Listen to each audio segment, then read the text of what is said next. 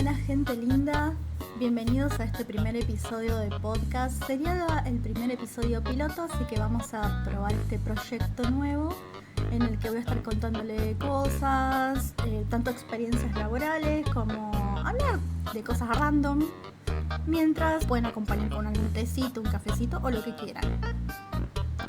Hoy voy a hablar de 20 años de trayectoria en el mundo, en mi camino, mejor dicho, en el camino del dibujo, mis tropiezos y aciertos, especialmente mis tropiezos, porque bueno, cuando uno es chico a veces peca de inocente y cree que sale del secundario y que ya tienen la vida resuelta cuando no es así. Así que sean bienvenidos y espero que disfruten mucho este episodio. Este capítulo lo llamo Un camino empedrado al arte. Voy a comentarles un poquito un background sobre mi vida, cómo fue mi infancia, en resumidas cuentas. Vengo de muchos prejuicios sobre el tema del arte. Siempre se consideró mucho en el entorno en el que yo estaba que es muy bello el arte, se admira mucho, pero no se vive de eso. O sea, eso lo tenés como un hobby nada más.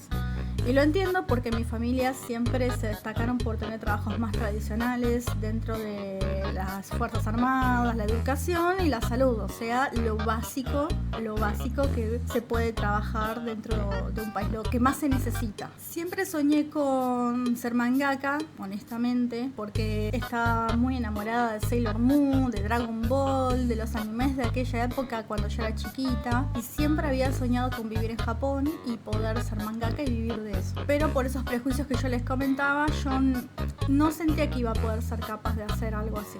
Pensaba, te vas a morir de hambre.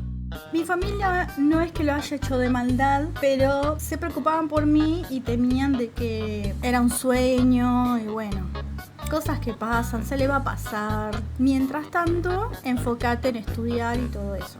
Lo cual me pareció bien hasta ahí, pero cuando entré en el secundario de arte y orientado al diseño gráfico, me volvió otra vez esas ganas de vivir del manga, del anime, de ser ilustradora. Pero como yo venía con un montón de prejuicios, salí del secundario y dije, bueno, necesito ya un trabajo. Así que me metí en el mundo de la computación, trabajé por un tiempo muy largo en el rubro del IT, pero siempre sufría mucho el síndrome del impostor. Era como, hay gente acá que realmente sabe lo que hace en el mundo de las redes, la programación, la computación en general, y amaban lo que hacían, o por lo menos la gente con la que yo trabajaba sabía muchísimo del tema. Y yo tenía mucho síndrome del impostor, en el que sentía que tenía un montón de miradas atrás mío escrutinando mi trabajo, pensando en lo mal que lo estaba haciendo, en que yo no servía para eso, pero era un trabajo que daba un sueldo, me daba plata y era lo que más necesitaba. Así que imagínense, entre el síndrome del impostor que yo tenía, más una brutal timidez que yo tenía cuando era chica, una timidez enorme, en el que podía ser considerado o confundido como una persona muy mala onda, cuando en realidad por dentro yo pensaba en sí, yo quiero ser tu amiga, pero no sé cómo hacerlo, y por eso perdí un montón de oportunidades laborales. Muchos años trabajando en el mundo del IT. Me sucedió entonces una situación muy desagradable con una persona con la que yo trabajaba, en el cual terminó muy mal. O sea, esa persona ni se habrá enterado que yo terminé mal, pero bueno, es para otra historia que les voy a contar. Una experiencia horrible con trabajos horrendos. Pero bueno, fue como la gota que rebalsó el vaso y dije, me voy. No puedo seguir poniéndome la careta de chica IT, de chica computadoras, cuando la realidad es que a mí me cuesta muchísimo este mundo. Así que renuncié. Así, sin más, después de esa experiencia feísima que tuve, decidí renunciar.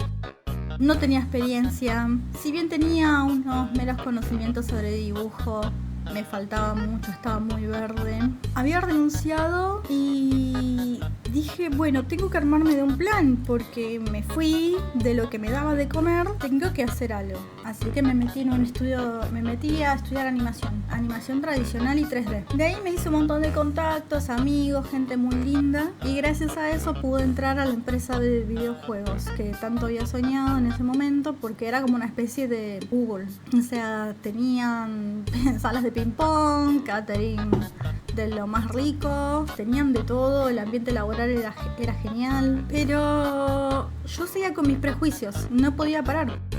Me habían puesto en una zona en la que era vectorización. Hay trabajos vectoriales muy bonitos, pero lo único que hacía era vectorizar ilustraciones para otros. Obviamente esto me frustraba muchísimo porque no era lo que yo quería. Estaba todo el tiempo de mal humor, era como una Karen. Viví en un momento de inconformismo cuando la verdad es que era mi primer paso a aprender mucho del mundo artístico, del mundo creativo. Pero en esa época, como yo venía muy resentida de trabajar de cosas que no me gustaban, era como que venía arrastrando esa mala onda y no veía lo bueno que era trabajar ahí, la experiencia que me daba, los amigos que me daba, todo lo bueno que me daba. Entonces vivía inconformista, siempre me quejaba por todo. Esto está mal, no me gusta esto, los colores no van, este ilustrador le falta un montón porque yo no estoy en el lugar de él. Era muy envidiosa porque la realidad es que trabajaban muy bien el área de artistas, pero yo quería estar ahí. Yo soñaba con estar ahí, en crear cosas propias para mí, o por lo menos si eran para otros que tuvieran mi impronta, pero bueno, no había pasado. Como vivía siempre disconforme, lo loco es que al mismo tiempo estaba contenta y pensaba, me voy a jubilar en este trabajo. Resulta que me despidieron por quejosa. El tercer error fue forzar el arte. Tuve un resurgimiento de la creatividad mientras estaba trabajando en otra empresa en la parte IT, pero era una parte en la que la gente no era muy copada, era bastante intensa. Pero bueno, necesitaba el trabajo. En algún momento les voy a contar también sobre esa experiencia que tuve con esta empresa. Si bien mis compañeros, mis supervisores, todos eran muy amorosos, así que decidí que si no me caen las comisiones mágicamente del cielo, yo iba a buscar esas comisiones. Así que decidí prepararme en hacer proyectos, por ejemplo, diseño web, diseño UX o programadora web. El problema estaba en que, si bien yo trataba de buscar comisiones del arte en el mundo creativo como diseñadora en general, yo seguía muy enojada con mi trabajo porque no era lo que yo quería, yo amaba dibujar. Y la realidad es que me puse de nuevo, como hice con el IT, empezar a estudiar cosas que no me hacían feliz. Otra vez estaba resentida, otra vez buscaba en sitios freelance, no conseguía trabajo, otra vez me frustraba. Era nuevamente otro fracaso porque dije, no sirvo en el mundo IT porque si bien llevo muchos años trabajando de esto, me hacía mal. No sirvo como ilustradora porque nadie me contrata. No sirvo tampoco en el mundo del diseño, ni de diseño gráfico, ni diseño web, ni diseño UX. No sirvo nada.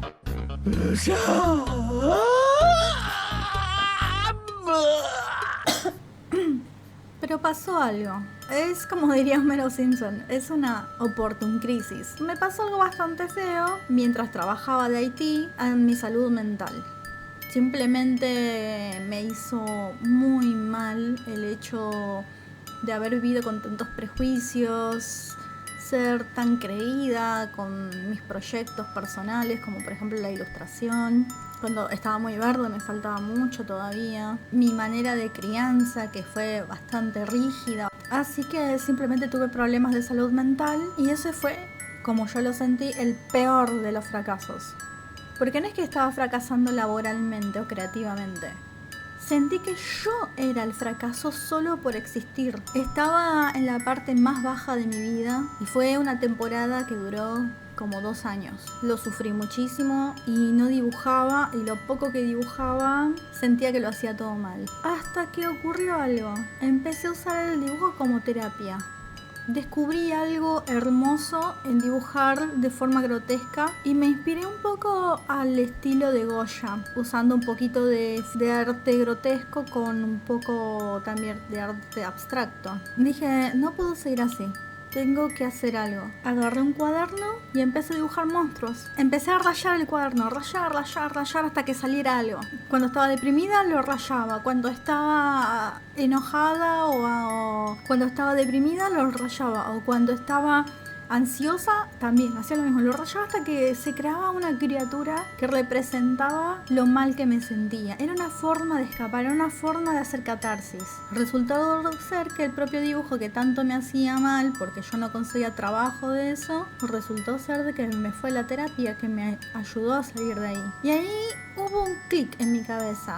Dije, quizás estoy enfocando mal. Y gracias al apoyo de mi pareja me dijo, ¿por qué no empezás a dibujar solo por el amor al dibujo? Y yo ya era una adulta para esa altura. ¿Cómo no me di cuenta de algo tan simple? Y bueno, pasa que no te das cuenta, que simplemente lo ves como un trabajo, como un potencial sueldo, y no te das cuenta de que en realidad te es divertido, te hace feliz, lo haces disfrutando, a veces sufriendo, porque uno cuando hace cosas nuevas es un poco de dolor el experimentar situaciones nuevas. Así que ahí nació Pía, nació como una terapia en realidad, una actividad recreativa. Mi pareja me decía, utilízalo como algo que te haga feliz, no dejes de dibujar por eso. Seguí dibujando tus monstruos, seguí dibujando tus cositas esponjosas y tiernas. Haz lo que te haga bien. Así que mi objetivo principal ya dejó de ser trabajar del dibujo, vivir de eso. Mientras estaba trabajando en esta empresa de IT, me lo tomé como algo que me daba un sueldo, pero no era todo, no era mi todo. Mi todo era dibujar monstruos y dibujar cosas chuchis, cosas adorables. Eso mejoró muchísimo mi salud mental, hasta el punto de haber logrado salir de una muy fea depresión y ataques de ansiedad. Se convirtió en un objetivo secundario el poder vivir del dibujo y las manualidades. Era algo que me hacía bien. Y si lograba trabajar de eso, bien, y si no lograba trabajar de eso, también. Fue mutando poco a poco. Y algunos que me siguen ya de antaño en las redes, en Instagram, vieron cómo fui evolucionando mis estilos de dibujo a cute, a más redondito aún, con mi propio estilo, con mis propios usos de la paleta de colores. Fui evolucionando y todo eso se dio justamente al camino que recorrí habiendo aprendido del secundario, de los cursos de UX, de los cursos de diseño web, de diseño gráfico, que aprendí forma, color. Esta vez decidí utilizar todo lo aprendido, todo lo que utilicé como manotazo de ahogado para hacerme feliz. Y gracias a eso es que nació Pía Papelitos. Fue una cuestión que se dio poquito a poquito, con mucho esfuerzo y con mucho amor, y lo pueden ver hoy en día. Pero bueno, ahí descubrí que el arte va dentro de uno y que lo lleva, y que puede ser monetizable como no, pero siempre se tiene que hacer feliz. Ese es mi principal mensaje. Bueno, gente, espero que les haya gustado mi historia. Fue un resumen de 20 años de experiencia. Después les voy a contar mis chafas con los trabajos de IT que tuve, compañeros difíciles o clientes difíciles, pero para que se rían un poco nada más. Bueno, espero que hayan disfrutado de esto. Les mando un besito fuerte. ¡Adiós!